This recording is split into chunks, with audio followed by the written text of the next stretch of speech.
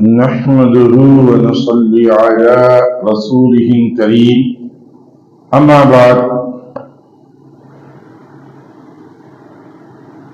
عن جندب بن سفيان رضي الله تعالى عنه قال شهدت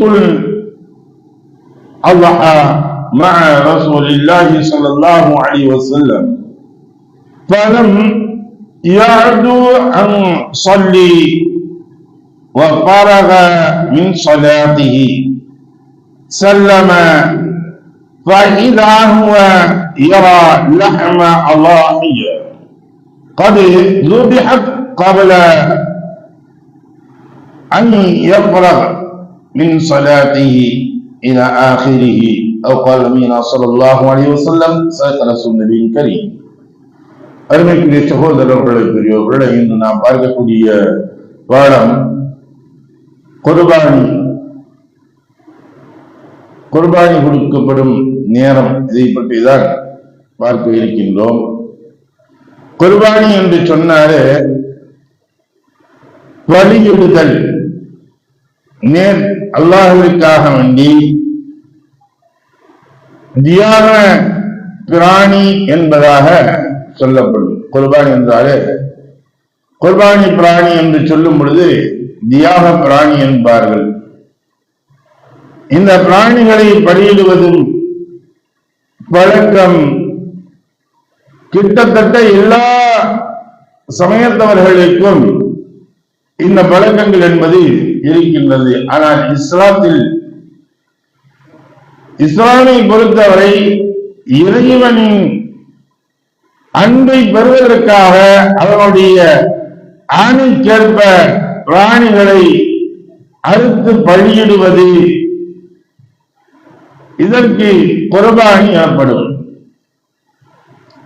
ஆனால் சமூகத்திற்கு என்ன பலன், பொருளாதார வளர்ச்சிக்கு இது எந்த வகையில் உதவுகின்றது என்பதையெல்லாம் இரண்டாவது கட்டமாக வைத்துக் கொள்ள வேண்டும். இறை ஆணையை நிறைவேற்றல் என்ற ஒரே ஒரு அம்சம் மட்டும் நினைவில் நிறுத்தி செய்யப்படும் வழிபாடு குர்பானியாகும். இந்த விஷயத்தில் நம்முடைய விருப்பு வெறுப்பு, சொந்த கருத்துகளுக்கோ இடமளிக்காமல் இறைவனின் உத்தரவு ஒன்றுக்கு மட்டுமே முக்கியத்துவம் அளித்து இந்த வழிபாட்டை நிறைவேற்ற வேண்டும். அதே நேரத்தில் குர்பானி பிராணியின் மாமிசமோ இரத்தமோ இறைவனிடம் சென்று அடைவதில்லை. அவற்றை இறைவனுக்கு படைக்கப்படும் குர்பானியால்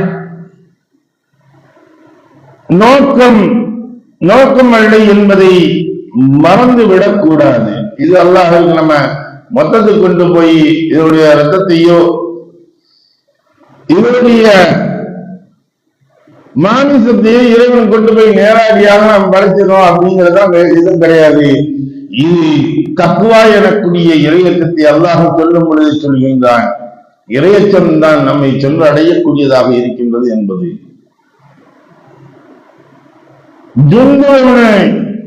சுஃபியான் ரலியல்லாஹு தஆலா அவர்கள் கூறியதாவது, நாம் துல்ஹஜ் மாதம் 10வது நாள் அன்று பெருநாள் தொழுகையில் ரசூலுல்லாஹி ஸல்லல்லாஹு அலைஹி வஸல்லம் அவர்களுடன் கலந்து கொண்டேன்.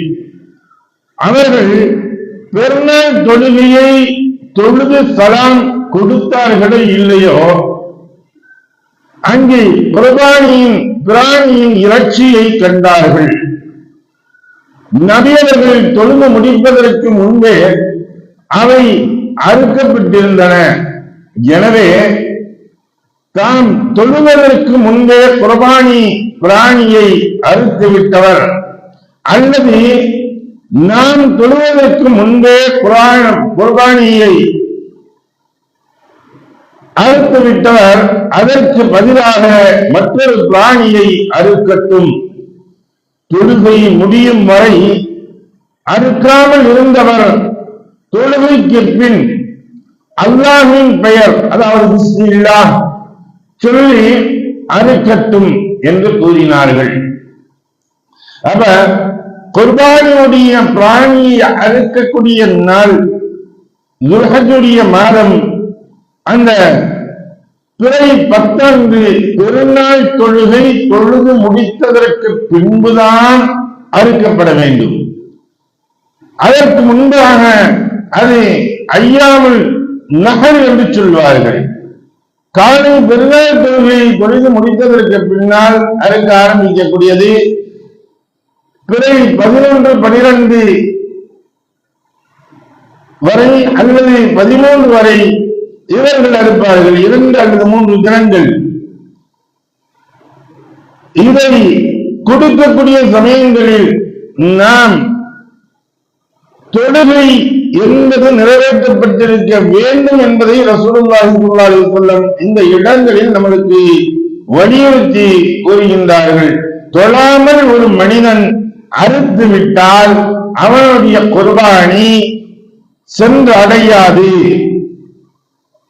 அவன் கொடுத்தது குர்பானி செல்லாது. அவர் குர்பானி கொடுப்பது என்பது வாஜிபாக இருக்குது. அதை யாருக்கு வாஜிபாக இருக்கிறதோ அவர்கள் தொழுது முடித்ததற்கு பின்புதான் கொடுக்க வேண்டும் என்பதை இந்த ஹதீசுகள் வாயிலாக நாம் விளங்க முடிகின்றது. எதை படித்தோமோ எதை கேட்டோமோ அது விளைந்து நடக்கக்கூடிய நன்மக்களாக உள்ளவங்காகும் உருவானாக. வாஹர் தாவனா அல்ஹம்துலில்லாஹி ரப்பில் ஆலமீன். சுப்ஹானல்லாஹி வபிஹம்திஹி சுப்ஹானக்கல்லாஹும்ம வபிஹம்திக வநஷ்ஹது அன் லா இலாஹா இல்லா அன்த வநஸ்தக்பிருக வநதுபு இலைக். ஆமீன். சுப்ஹான ரப்பிக ரப்பில் இஸ்ஸத்தி அம்மா யசிஃபூன் வஸ்ஸலாமு அலல் முர்ஸலீன் வல்ஹம்துலில்லாஹி ரப்பில் ஆலமீன்.